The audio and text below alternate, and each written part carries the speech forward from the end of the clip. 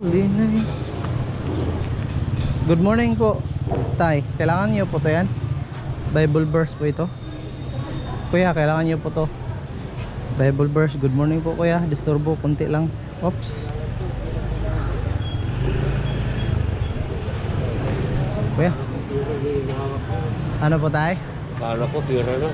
Pera na? More than sa pera po yan. Yes. Nanay, good morning ate. Kailangan niyo po yan, tatay. Pagpalain po kayo ng Panginoon. Amen.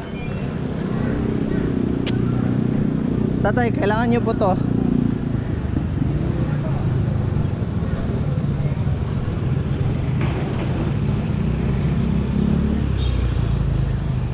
Sing like never before, oh my soul. I'm no longer slave to fear. I am a child of God. I'm no longer slave to sin. I am a child of God.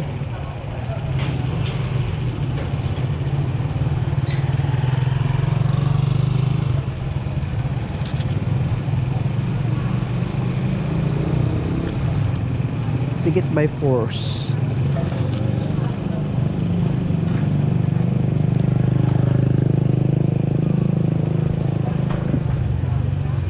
Let's turn our Bible and dito pala ako ngayon sa ano, sa magandang umaga mga kaibigan. Sinasabi po ng Bible mga kaibigan, Jesus said, not everyone who says to me, Lord, Lord, shall enter the kingdom of heaven, but he who does the will of my Father in heaven. Many will say to me in that day, Lord, have we not prophesied in your name, cast out demons in your name, and done many wonders in your name? And then I will declare to them, I never know you. Depart from me, you who practice lawlessness. So mga kaibigan, magandang umaga uli. Sinasabi po ni Jesus na hindi lahat ng tumatawag sa Kanya, Panginoon, Panginoon, ay makakapasok po sa langit. That's the bad news. Yun po yung bad news mga kaibigan, na hindi lahat ng tumatawag Panginoon, Panginoon ay makakapasok sa langit. Not everyone. So mga kaibigan, kung ikaw ay tinatawag mo lang ang Diyos, kung ikaw ay nangangailangan, kung ikaw ay tumatawag lang during pandemic like this, so hindi ka makakapasok sa langit. Marami ang tumatawag Panginoon.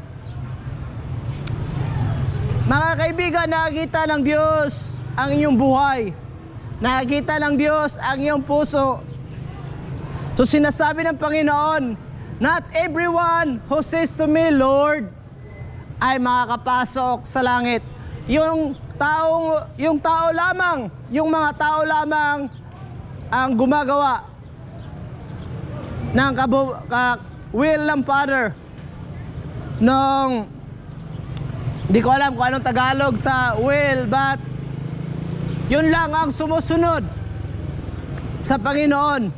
Yun lang ang sumusunod na nalangin, okay? Nagbabasa ng kanyang salita. Dahil we are a spiritual being also mga kaibigan. Man does not live by bread alone. Hindi lang na bubusog ang tao sa saging, sa cinnamon, sa tinapay, sa Jollibee, sa McDo, but also you need the Word of God. Kailangan mo ang salita ng Diyos, kaibigan. Maybe you are still alive, but in spiritual relasyon mo sa Diyos ay you are dead. Patay. May buhay ka pero wala kang relasyon sa Diyos. So hindi lahat ng tumatawag Panginoon. Dahil marami pong mga grupo ngayon na tumatawag. Hindi ko alam kung sino ang tinatawag ninyo. But sinabi ng Panginoong Hesus, yung tao lamang ang sumusunod sa kanyang kautusan, sa kanyang will. Mga kaibigan, sumunod kayo sa Diyos araw-araw. Dahil ang demonyo ay gumagawa din ng kasamaan araw-araw. Ayaw ng Diyos, ay ayaw ng demonyo na ikaw ay mapunta sa langit. But ang Diyos, mga kaibigan, gusto kanyang makasama habang buhay sa langit. Remember, mga kaibigan, na lahat po tayo ay aharap sa Diyos. Lahat po tayo ay mamamatay and then haharap tayo sa Diyos. Lahat ng pagmumura mo, kaibigan, you will give account to God. You are responsible sa buhay mo. In every sigarilyo, in every alak, in every pambababae mo, or every panglalalaki mo, kaibigan, lahat ng ginagawa mo na kasalanan, every day, you will give account to God. Mga kaibigan, the good news is Jesus died so that ikaw ay ma-free, malaya. Masabi mong ikaw ay malaya ngayon, but you're not truly a malaya dahil you are slave. Marami sa inyo are slave. Slave sa alpunso, sa tanduay, sa alak, sa manok, sa sabong. Alipin ka, kaibigan, sa kasalanan. But Jesus provide a way so that ikaw ay malayang malaya. Amen. Maborn again. Magbagong buhay. Gusto ng Diyos na ikaw ay magbagong buhay. Yeah? Dahil ikaw ay lumayo sa Diyos. Nagkasala ka dahil lumayo ka sa Diyos. Hindi po lumayo ang Diyos at hindi rin natutulog ang Diyos. May kanta si Gary Valenciano na natutulog ba ang Diyos?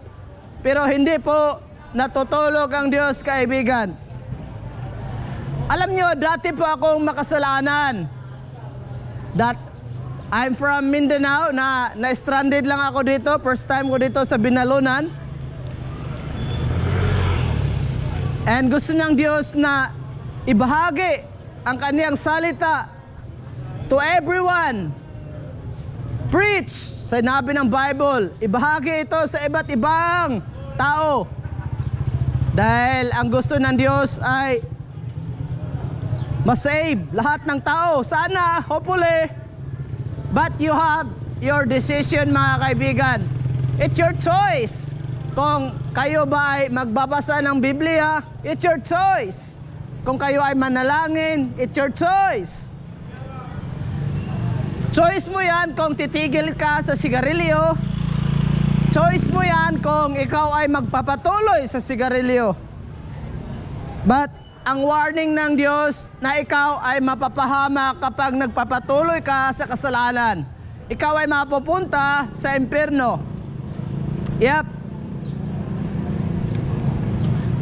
Kaya mga kaibigan, tinatawagan ng Diyos in the book of Acts chapter 17, lahat ng tao tinatawagan. Now, tinatawagan ng lahat ng tao ay magsisi sa kasalanan. Amen. Magbagong buhay, maborn again. Amen.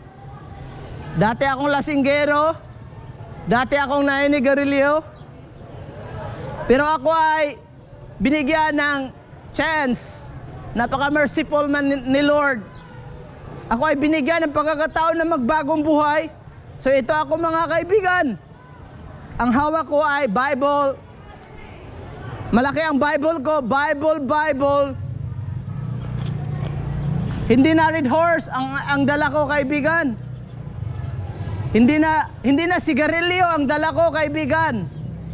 Bible na. Bible, dahil born again naman ako. Nagbagong buhay na.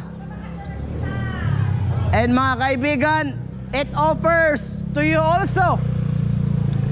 Ang kaligtasan ay para sa lahat. Kung ikaw ay Mormons, maligtas ka sa pangalan ng Panginoong Hesus.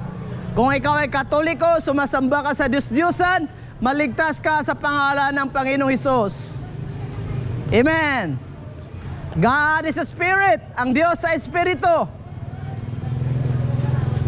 Hindi mo nakikita ang Diyos, mga kaibigan, but nakikita ka niya araw-araw. Kaya mga kaibigan, tinatawagan kayo ng Diyos na magbagong buhay, maborn again. Because one day you will face the judgment of God. There is only one name given by the Father na ikaw ay maligtas sa pangalan ng Panginoong Hesus. Jesus said, I am the way. Sinabi ng Panginoon, I am the truth. Siya ang katotohanan, dahil maraming sinungaling ngayon eh. Maraming mga tao na sinungaling. Sasabihin nila sa iyo na ikaw ay maligtas kapag papasok ka sa building na yan, kapag join ka sa grupo na to. Maraming mga sinungaling ngayong mga tao, naglalabasan na. Pero nasusulat yan sa Bible, mga kaibigan, na maglalabasan ng mga false na mga prophets, mga false na mga pastor, mga bulaan, propeta, mga bulaan. Marami, maglalabasan yan. Dahil nasusulat din sa Biblia na marami siyang ma-deceive. So, huwag kayong magpalinlang, mga kaibigan. Huwag kayong magpaloko. Sinasabi ng Diyos, do not be deceived. Yung nakikipagtalik na hindi pa kasal, hindi makakapasok sa langit. Ang mga lasinggero, hindi makakapasok sa langit. Ang mga magnanakaw ay hindi makakapasok sa langit. Ang mga makasalanan ay hindi makakapasok sa langit. But the good news, mga kaibigan, Jesus died. Namatay po ang Diyos, mga kaibigan. He provide a way na ikaw ay maligtas. He provide a way para ikaw ay mabago ang buhay mo. Mabago ang isipan mo.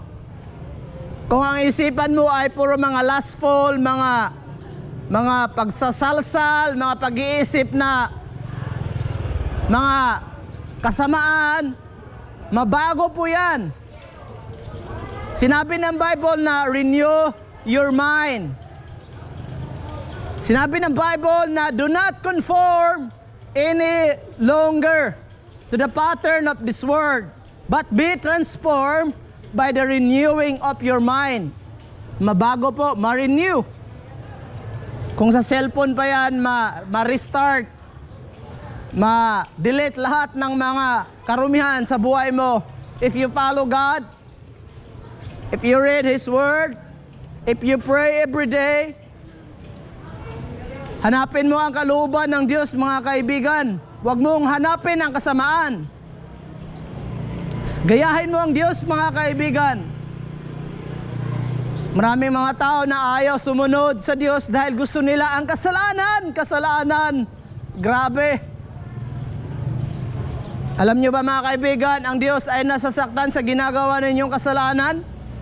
Every time na kayo ay gagawa ng kasalanan, galit na galit ang Diyos sa iyo, kaibigan.